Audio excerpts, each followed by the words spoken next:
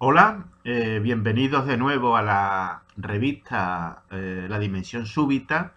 Bienvenido de nuevo a la sección Cine Club, donde hoy vamos a enlazar una nueva película y donde pues incorporo este video comentario para explicar de qué película se trata y ponerla en su contexto. En el día de hoy la revista ha publicado una serie de artículos cuya entrada principal se llama Realidad e Irrealidad en la cultura española. Y se refiere básicamente a toda aquella obra narrativas referidas tanto a narrativa y teatrales, referidas al género novela y al género teatro en relación a la literatura y también hablamos del cine y hablamos de una serie de películas que exploran sobre lo que podríamos denominar las dudas sobre la percepción de la realidad, la intuición de que hay otra realidad u otras realidades u otras dimensiones de la realidad más allá de la dimensión percibida.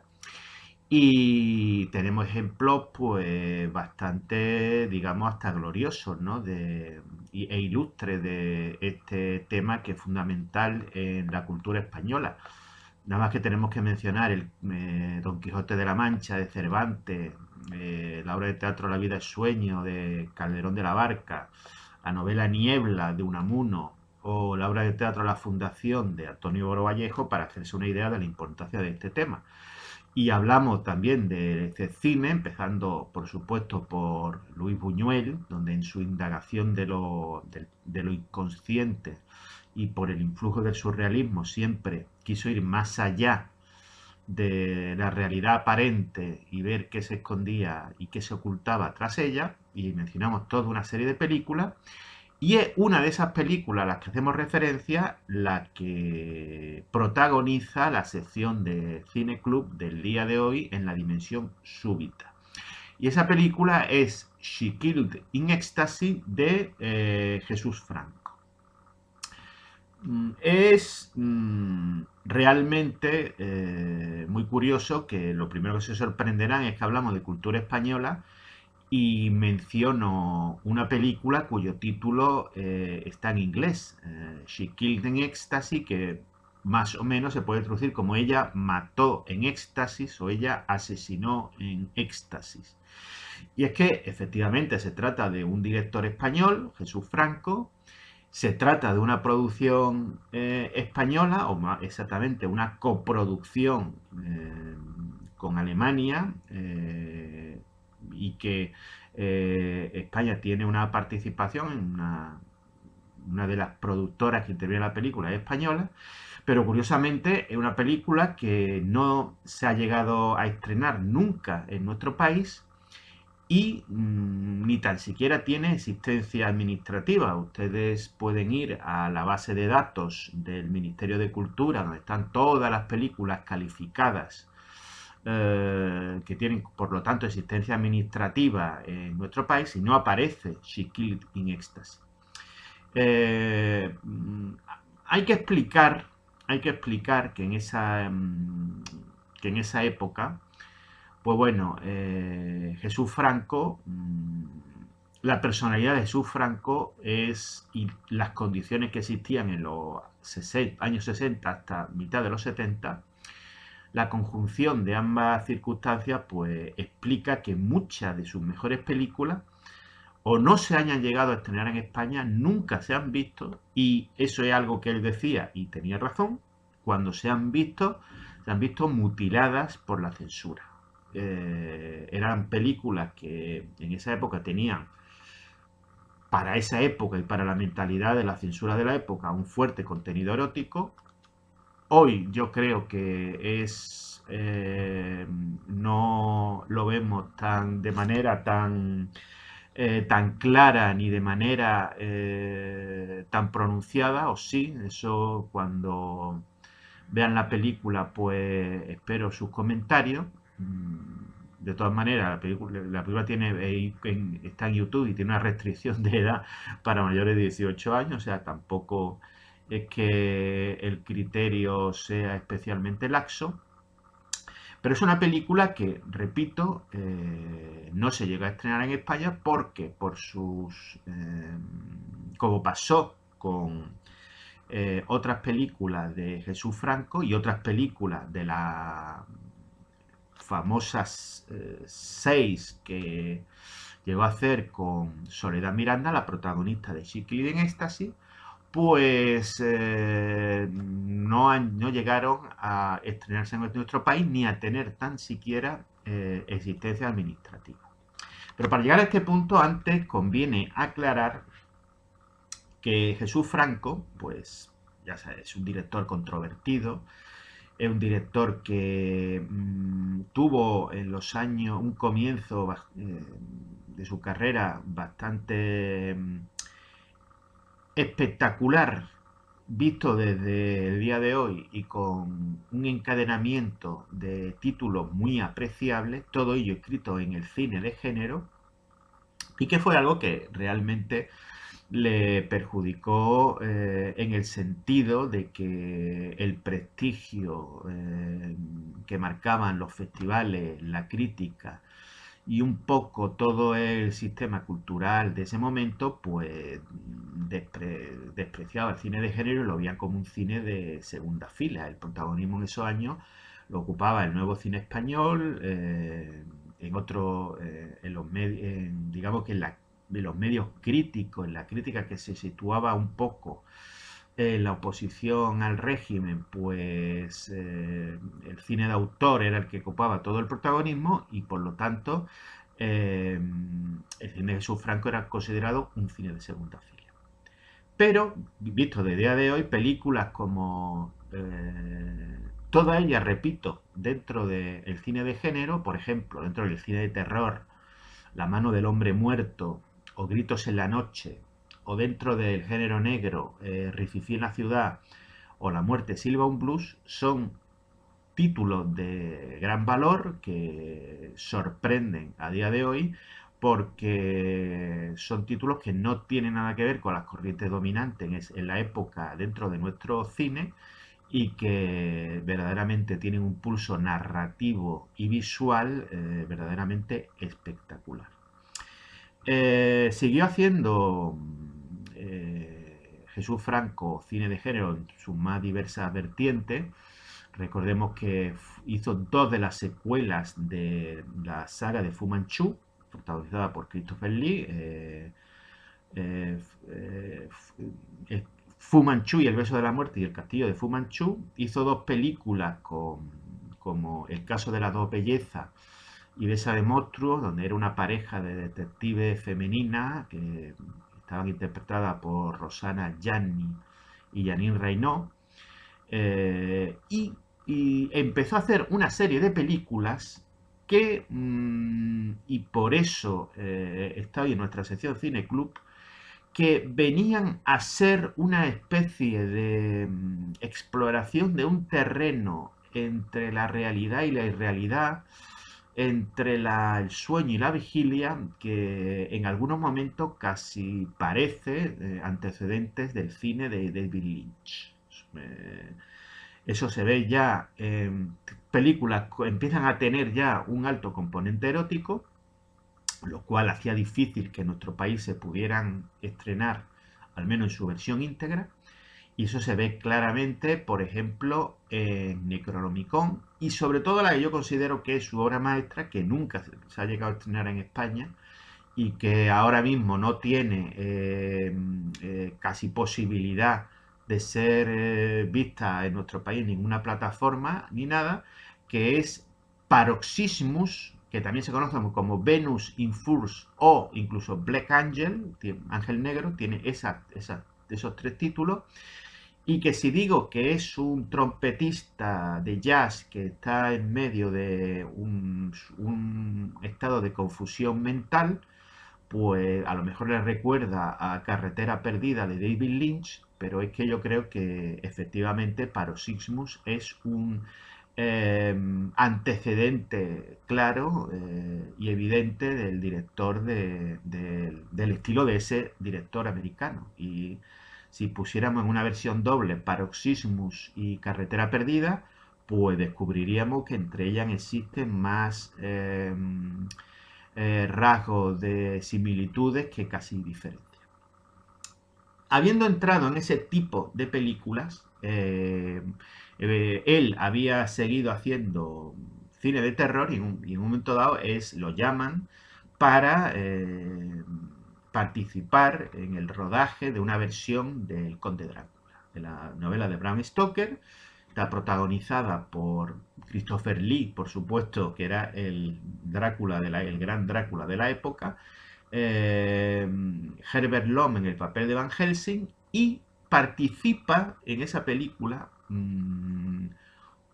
una actriz que él ya había conocido 10 años antes en creo que en su segundo film, La Reina del Tabarín, una película musical donde Soledad Miranda ahí tenía un pequeño papel. Recordemos que Soledad Miranda era sobrina de una de las grandes estrellas de la época, Paquita Rico, y pues ello le facilitó entrar a esa edad tan temprana en la industria del cine. Hizo un pequeño papel en Reina Tabarín, ella tenía 17 años, era menor de edad. Recordemos que en esos años la mayoría de edad era a los 21, un dato importante.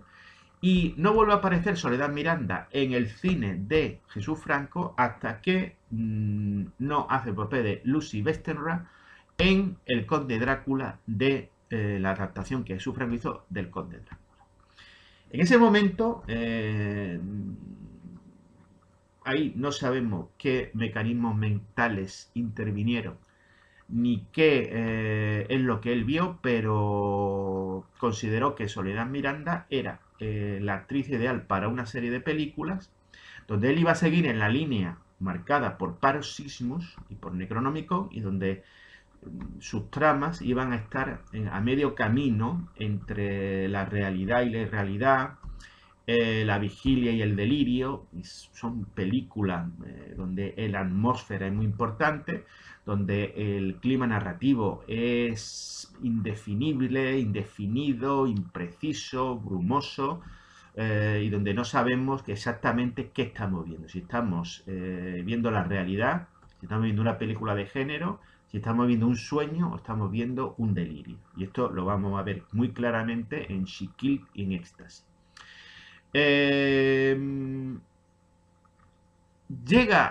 Hemos hablado de las dos primeras películas que hizo Soledad Miranda con Jesús Franco. Una primera al inicio de su carrera, La Reina del Tabarín, la que le lleva a una colaboración más estrecha, que El Conde Drácula, y entonces de ahí pues Jesús Franco ya sabemos que tenía un ritmo de rodaje verdaderamente veloz y endiablado, y entonces en poco tiempo planea 7 películas con Soledad Miranda. De ellas 6 llegaron a terminarse: Sangre en la noche, que también se llama Los ojos en la noche; Las vampiras, que era el título español, el título internacional es Vampiros Lesbos; Sex Charade, Eugenie, El diablo que vino de Akasagua, y esta que vamos a ver hoy en la sección Cine Club, que es She Killed in Ecstasy. Y una quedó incompleta, que se llamaba Juliet. Esa no llegó a terminarse. Aquí tenemos un poco que pararnos y detenernos para ver, analizar un poco el giro que Soledad Miranda da a su trayectoria, porque es un giro verdaderamente sustancial y significativo, y mencionar el triste hecho de que ella fallece en un accidente de tráfico con su marido en agosto de 1970 cerca de Lisboa. Esto significa que prácticamente ella rueda lo que puede rodar con Jesús Franco, pero ella nunca llegó a conocer la trascendencia ni repercusión de estas películas.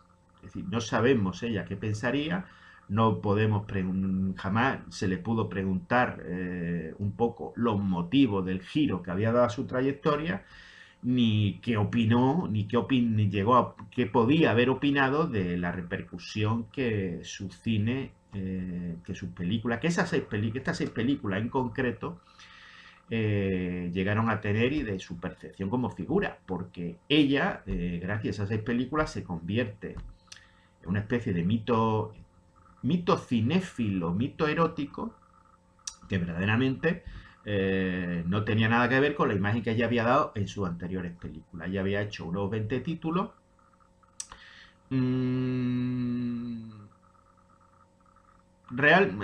se movía un poco en el terreno de la época, sin salirse mucho de los cauces establecidos y los cauces convencionales. Sus dos apariciones más, digamos, populares o fulgurantes fue en La familia y uno más, la secuela de La gran familia, la segunda película que se hizo a raíz del éxito de la primera. Ahí tenía un pequeño papel, pequeño pero relativamente amplio. O sea, no era un papel episódico, una sola aparición, sino que era un personaje que salía varias veces a lo largo de la película sin ser protagonista. Y en Currito de la Cruz de Rafael Gil, que como hacía falta una chica joven sevillana y ella era sevillana, pues encajaba muy bien el papel. Esas eran las dos apariciones más importantes de Soledad Miranda hasta ese momento. Y una serie de comedia un poco intrascendente. Nada que hacía presagiar las 6 películas por las que al final pasa a ser una figura significativa en la historia del cine, que son estas 6 que acabo de mencionar. Estas 6 que hizo, más la incompleta que hizo con Jesús Franco. Solamente antes de hacer El Conde de Drácula sí tiene una película de terror que hizo con José Antonio Nieves Conde. Y ella tiene una aparición en una película, en un western rodado en Almería, 100 rifles, donde aparece al principio de la película y donde ella está, digamos, ya tiene un desnudo dorsal, es decir, está boca abajo, está tendida boca abajo en la cama porque se supone que ha pasado la noche con el protagonista, hace de chica mexicana, el protagonista era Barry Reynolds, aparece, no está vestida y es el único elemento que un poco permite tomar el hilo de cómo llegó a hacer a colaborar con Jesús Franco. Es el único hilo, pero no tenemos más, es decir, a pesar de ello, cuando vemos el giro que dio a su trayectoria, es algo que llama la atención poderosamente. Lo que sí es cierto, yo creo, es que ella pudo percibir en un momento dado que su carrera estaba algo estancada, que necesitaba un giro y el trabajar con Jesús Franco y hacer esas películas le permitía abrirse al mercado europeo. Eran todas coproducciones y por lo tanto eh, le abrió una oportunidad que en ese momento ella no tenía, estaba simplemente estaba en España ofreciéndole papeles en películas que verdaderamente en casi ninguna era protagonista y películas que eran relativamente irrelevantes. Y quizás ella también pudo pensar que a fin de cuentas el llegar a ser un mito erótico fuera de nuestra frontera, o quizás si no eso, el hacer películas eróticas que se iban a ver fuera de nuestra frontera, no iba a tener impacto de nuestras fronteras para adentro por un motivo muy sencillo.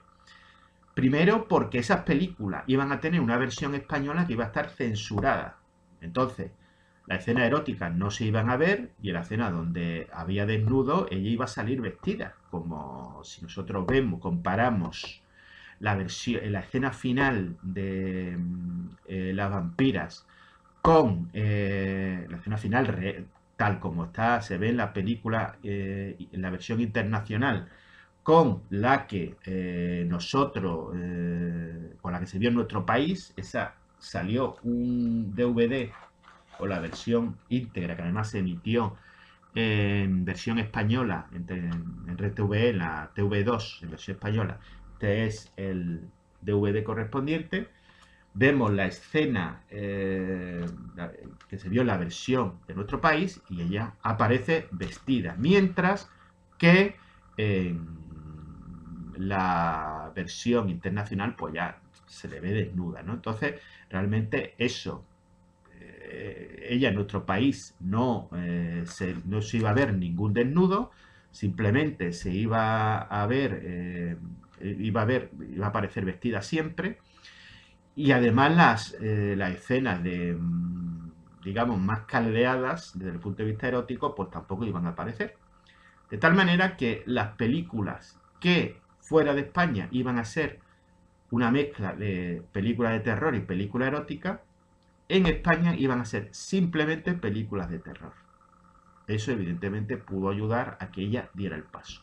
Y un segundo elemento importante es que ella, algo que era normal y habitual, no es normal, pero sí era habitual hacerlo en muchas coproducciones de la época, es que los nombres aparecían extranjerizados.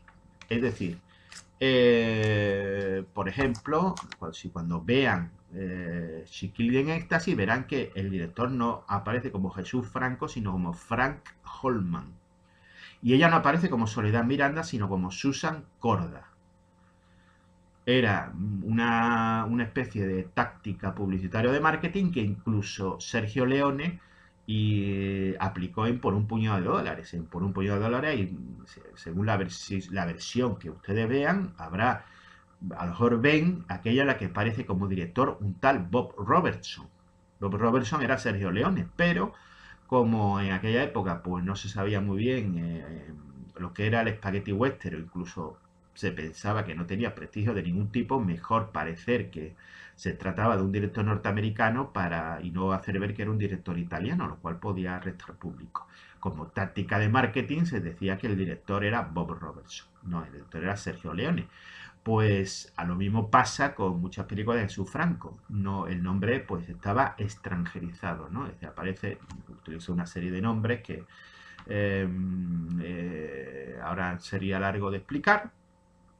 Y, sobre todo, pues ella tampoco aparecía como Soledad Miranda. Ella era Susan Corda. Es decir, que pudo ser que ella diera el paso, primero porque su nombre en el extranjero, donde se iba a ver la película íntegra, no iba a aparecer el real. Y segundo, porque en España las películas pues iban a ser simples películas de terror donde ella iba a salir absolutamente vestida y donde las escenas de carácter erótico iban a desaparecer. A lo mejor fue eso por lo que le animó a participar o a empezar a colaborar más intensamente con Jesús Franco y hacer estas películas que verdaderamente pues tienen un conjunto de seguidores y fieles cinéfilos bastante consolidado. Y que su repercusión, repito, ella nunca llegó a conocer, nunca sabremos qué opinó, nunca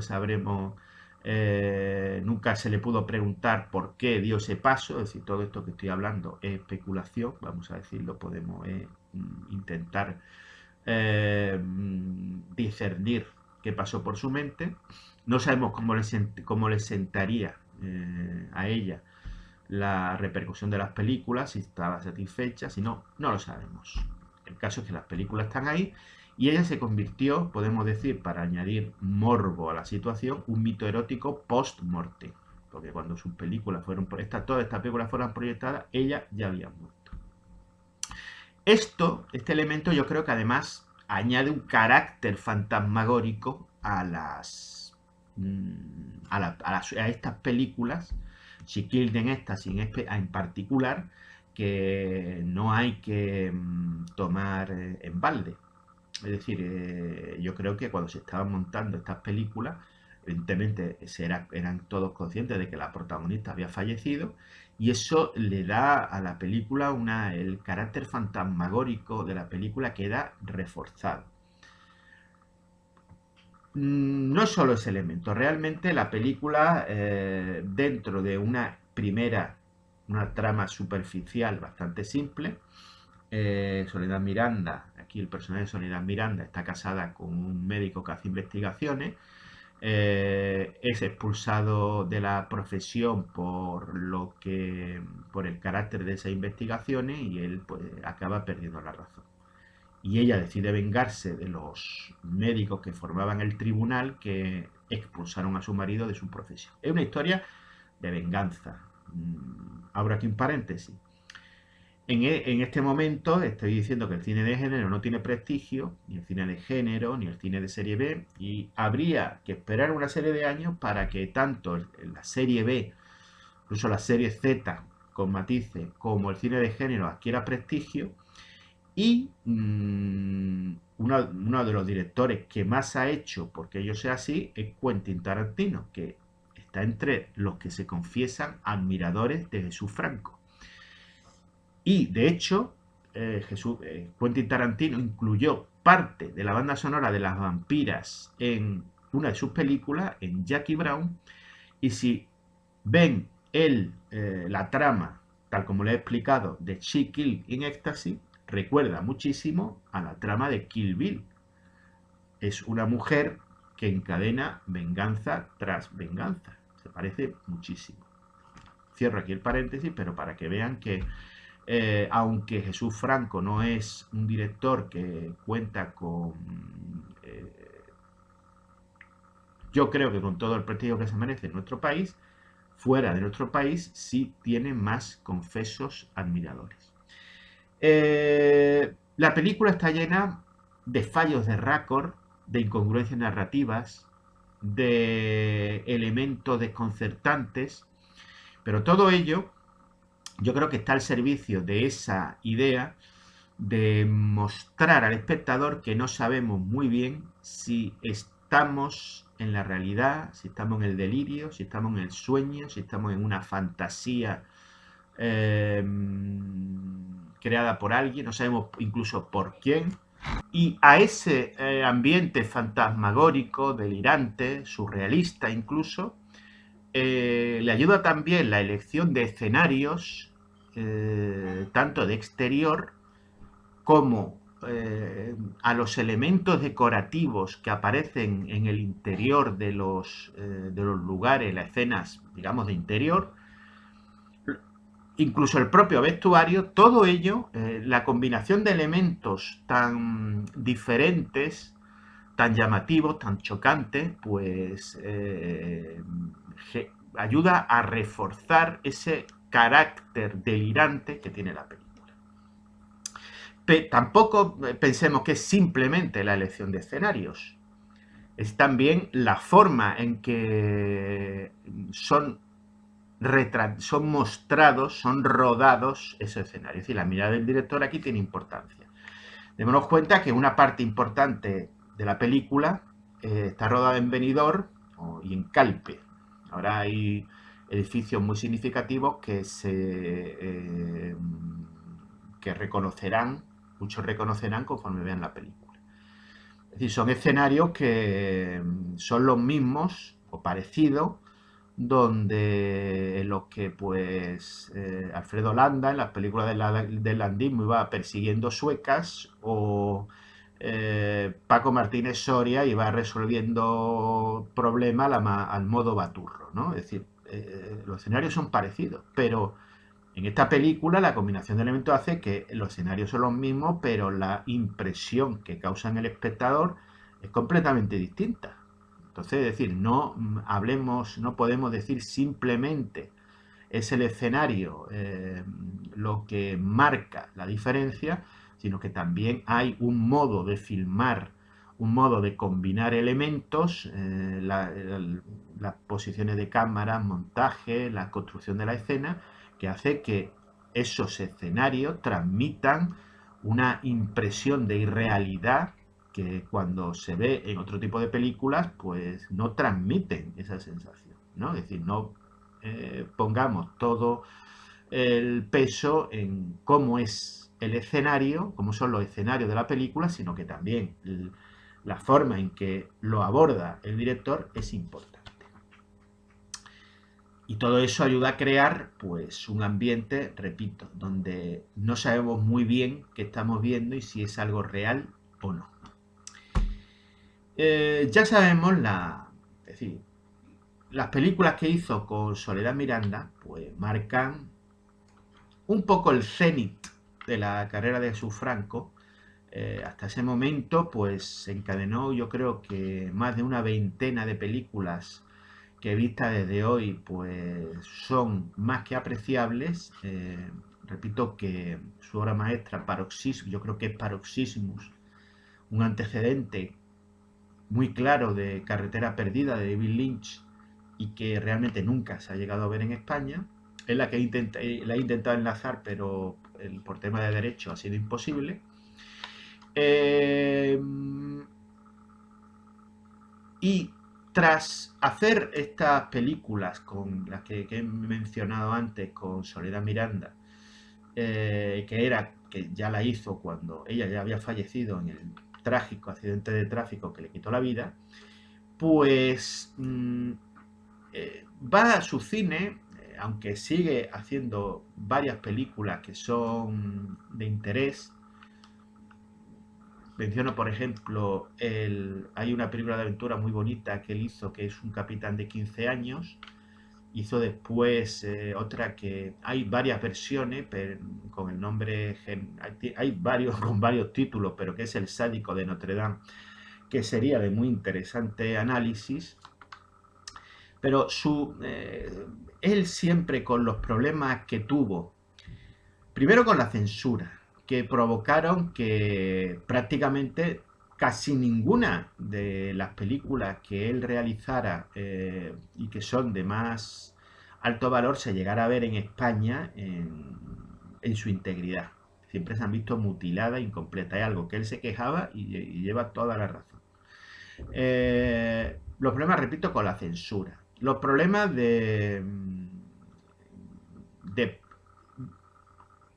del escaso prestigio que se le daba al cine de género en esa época. Es decir, un poco decir, bueno, sí, el cine de género que lo haga los americanos, pero si lo hacemos nosotros, eso no hay que darle ningún valor. Y relacionado con ello, pues evidentemente, pues la política cultural que se seguía, que se sigue, que se hace en España en la última década en relación al cine, que hacen que el cine que él hacía fuera despreciado, ninguneado y se intentara por todos los medios que desapareciera del panorama de salas y festivales. Entonces él tomó una deriva que yo, es decir, es muy difícil no decir que es equivocada, ¿no? Pero que optó por el camino fácil de... Bueno, optó primero por una... Él tenía una personalidad fuerte, era una persona orgullosa y no era de los que podía decir, bueno, pues yo me dedico a otra cosa o yo me acomodo a lo que existe o dejo de trabajar en el cine, me acepto, sino que poco menos que él dijo, yo voy a hacer cine como sea, lo voy a... y no es que simplemente vaya a hacer cine, sino que voy a hacer todas las películas que se tercien como sea, cuando sea y del género que sean, lo que sea posible hacer. Él llegó a completar hasta 196 películas, llegó a dirigir a lo largo de su carrera. Llegó a hacer alguna vez, en algún año, y hasta 16 películas que aparecen con él como director. Y cada vez con más peso, optó por, ya no por el erotismo, sino por, acaba haciendo películas porno del tipo un poco chusco, vamos a decir, con escaso o ínfimo valor. Yo creo que es un acto de revancha personal, de decir, ¿qué es lo que puedo hacer lo que yo me puedo ganar la vida con el cine? Y esto voy a provocar a toda la gente bien pensante que me ningunea y este es el tipo de películas que voy a hacer. Creo que no se hizo un favor a sí mismo. Yo creo que a partir de los años 70 él seguía teniendo talento como para hacer películas de mucho más alto nivel. Y hay en muchas de las películas que hizo, hay detalles, hay momentos, hay secuencias donde tú ves que estamos ante un director de enorme talento y de un talento personal y realmente poco usual en el cine español. Hacía un tipo de cine que ningún otro director hacía con la misma, podía hacer con la misma brillantez. Pero las dificultades que se encontró en el camino le llevaron a optar por ese camino. Es difícil, es difícil juzgar porque evidentemente yo creo que él partía de la idea de decir, hiciera lo que hiciera, no van a dejarme hacer lo que a mí me gusta hacer, sino que me voy a encontrar con todos los obstáculos que sean posibles y entonces pues yo opto por este camino y punto. No es un camino que yo comparta, es un camino que expongo cuál creo que es la circunstancia en que le llevaron a él a optar por ese camino.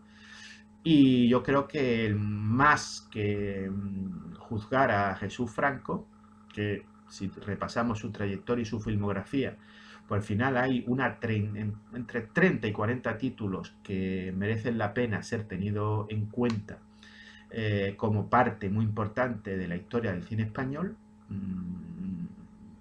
Ya digo, opta por un camino que no es el usual en ningún otro director y un poco reflexionar sobre cómo funciona nuestro sistema cultural y cómo gente con talento se ve obligada o al final se ve empujada a hacer cosas que no son las que puede hacer, pero que son las que al final tiene que hacer si quiere tener un poco de libertad, si quiere tener un poco de margen y si no